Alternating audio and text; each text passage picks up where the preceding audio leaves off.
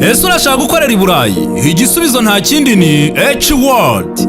H-World ni kampani igufasha kubona akazi mu bihugu bitandukanye by'i Burayi harimo nka Hongiriya, Serbia, Lithuania, Slovakia, Repubulika ya Czech, Croatia, Austria, Poland ndetse n'Ubutaliyani. Tumaze gufasha abarenga 500 tubahuza n'abakoresha bakeneye abakozi bagahabwa akazi. Ku bindi bisobanuro ushobora gusura urubuga rwacu ari rwo www.hworldagents.com cyangwa se ukadusanga aho dukorera. Mu Rwanda dukorera ku Gisimenti, naho i Burundi dukorera Centre Ville, naho muri Kenya ho dukorera Roysambo i Nairobi. Ushobora kuduhamagara no kuri nimero zikurikira arizo 0782 44 39 13. Ukaba wanaduhamagara kuri 71 74 80 61 cyangwa se ukaduhamagara guteranya 254 07 42 71 10 72. H-World Agents, your bridge to Europe.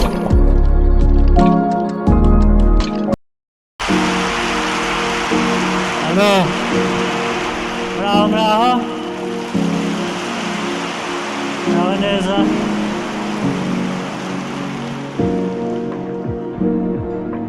Akazi k'uyu munsi kuri njye karoroshye, agakomeye mwaragakoze kandi mwagakoze.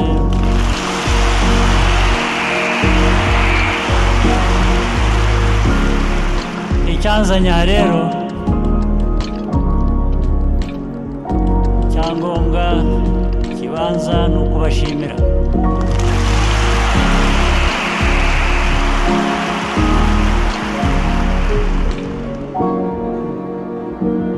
Mwebwe abakozi, abajyanama, inzego zitandukanye z'ubuzima, nagira ngo rwose mbashimire uko byinshi byanavuzwe hari n'ibitavuzwe igihugu kimaze kugeraho kubera mwebwe.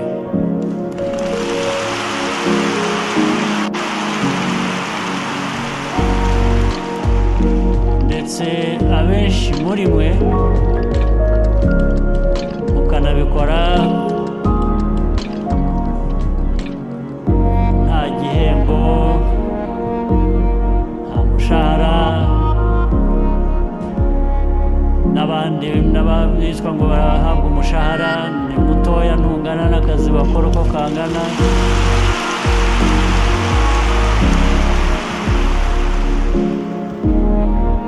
Ikituzitira ni kimwe gusa, kugira ngo dushobore kunganira bihagije abakozi bose mu nzego zose. N'amikoro atangana nicyo twifuza kuba twakora cyangwa twaha abantu kugira ngo tubikore. Hanyuma ariko ni nayo nshingano dufite inzego zitandukanye gukora tugira ngo tugere aho igihugu gishobora kugira ubushobozi ari kuri ibyo navugaga cyangwa ari no ku bindi, ubushobozi bushobora gutuma dutera imbere twihuta tugera kuri byinshi dukeneye bijyanye n'igihe tugezeho. Akazi ni kenshi rero cyane, hari aka kazi mvuga bijyanye n'ubuzima, hari n'akazi kagomba gukorwa hirya no hino mu bindi byinshi, ari ukugira ngo tubone ayo mikoro, ari no kugira ngo tugere aho dushaka kugera. Nicyo kibanze cyanzanye hano kugira ngo mbiganire nawe, ariko mpera ku kubashimira uko nabigenje.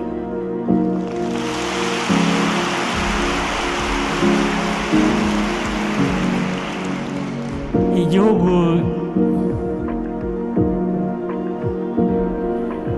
abagituye batagira ubuzima bwiza ntaho bagera. Byose bishingira ku buzima. Buri buzima kugira ngo ushobore gukora akazi gatandukanye kuri twese. Ibindi byose ntaho byubakira. Hari abajya mu masambu yabo kuyahinga ngo beze, ugomba kujya hari ufite ubuzima. Hari abana bavuka kugira ngo bazabe abanyarwanda bafite aho bashobora kugeza igihugu, nabo bagomba kuba bazima. Naho bihera rero, ibindi byose bikubakira aho ngaho. Urumva uburemere bwabyo. Ibyo byose bikubiyemo rero, hari abajyanama b'ubuzima bakoresha umutima wabo, ubushake, bakoresha imyumvire bafite uko yaba ingana kose. Inshingano ya mbere dufite yindi ni abo ngabo, kubaha ubumenyi bwatuma bakora bakoresheje n'ubushake bwabo neza kurusha. kugira ngo ibyo minisiteri ibishinzwe ikoranye n'izindi nzego ni ugushaka uburyo bwose buri wese ku rwego ariho rwose agira guhugurwa, agira kumenya, guhora yongera ubumenyi yabona kugira ngo ashobore kurushaho gukora akazi neza. Naho ubushake bwo burahari.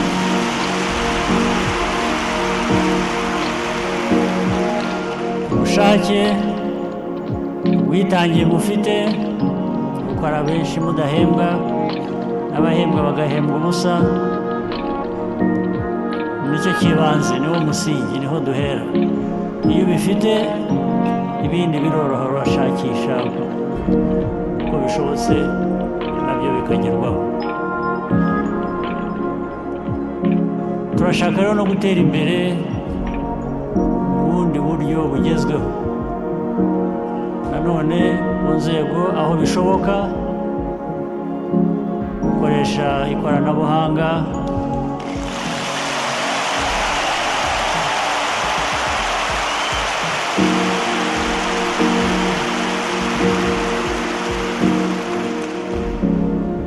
ntibibe kujya kwa muganga,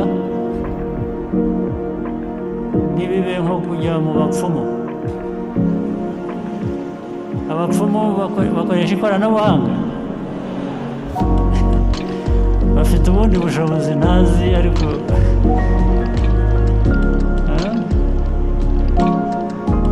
kugira ngo barabivukana.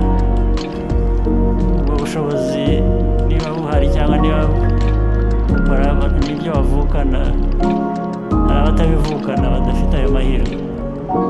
Ariko rero kuri buri wese hano n'ahandi tuvukana ubwonko bukaduha, iyo dushakishije kumenya turamenya, iyo ushakishije kumenya neza rero nabyo bihera uko wabonye inyigisho bakwigishije ibyo bakoresheje kukwigisha. Ibyo rero byose ikoranabuhanga rirabitubura. Ikoranabuhanga rituma ibintu byihuta, bituma bitubuka, bishingira kuri kuko ibintu biteye. Ibyo rero ni ngombwa ko kandi ntimugatinye ntukihebe n'abakuze bari mu myaka nk'iyanjye n'abanduta, iteka igihe uriho ufite ubuzima bwiza uba ufite ubushobozi bwo kwiga.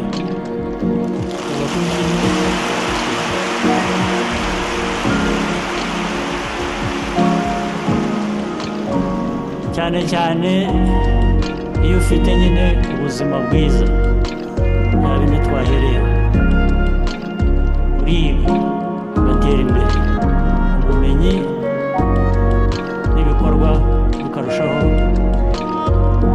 kuba byiza. nicyo duharanira rero, niyo politike y'igihugu cyacu, niyo politike yacu, niyo politike yacu. iyo nuguhora tubizirikana, nuguhora tubishingiraho kugira ngo dutere imbere. ntabwo rero ngira ngo ibyavuzwe, imyaka bimaze, uko bigenda bikorwa, ibyo tugenda intambwe dutera, ibyo biri mu nzira ni ibisanzwe. icyo twifuza ni ugukora ibirenze, tugahora twongera. ngiye kuvuga nti ntabwo ndi busezeranye ibintu byinshi bindi. iyo ugiye gukora amasezerano, gusezerana n'abantu cyangwa kugira icyo mbemerera, ugira aho uhera ushingira,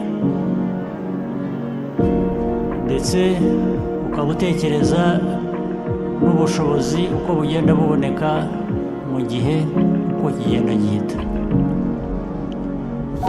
ibyo rero ni icyo kiganiro kirashingiraho kuvuga ngo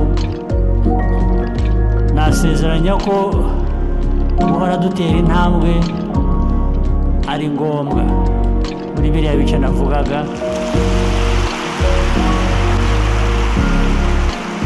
nababwiye ko ariyo politiki, niyo tuzakomeza gushyigikira no guteza imbere. n'abandi muri mwebwe, urubyiruko, abakiri bato bazamuka, nabo bagomba kugera aho bagera bakayobora iki gihugu cyacu mu nzego zitandukanye. politiki niyo ngiyo y'ejo hazaza ibikwiye, ndetse no kuruta iy'ejo hashize. nicyo kiranga abantu bashaka gutera imbere, bashaka gukora ibibafitiye akamaro, nk'uko tubibona ndetse n'ahandi aho ariho hose. kugira ngo rero nanone soze mbasezeranya ko tuzakora ibishoboka byose. iby'ibanze turabifite, nimwe ubushake bwanyu, n'ibindi mu kubyubakiraho nabyo ntabwo byagorana.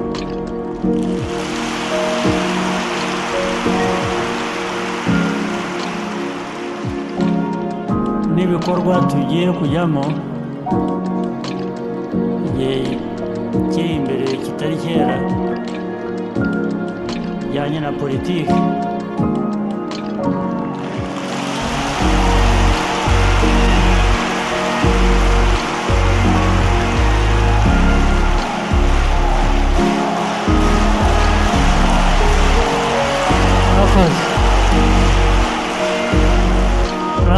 murakoze. politiki navugaga niyo ngiyo.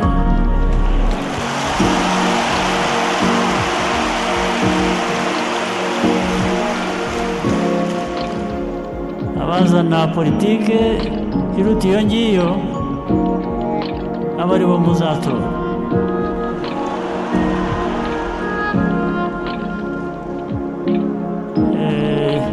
ibyiza rero nk'uko bivugwa biri imbere.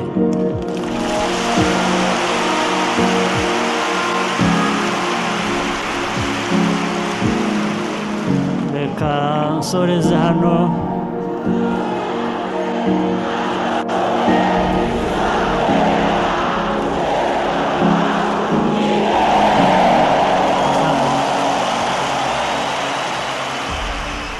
asante sana. Nagira ngo nsoreze hano nongera kubashimira, hanyuma kugira ngo turakomeza ikiganiro mu bundi buryo babiteguye. Murakoze.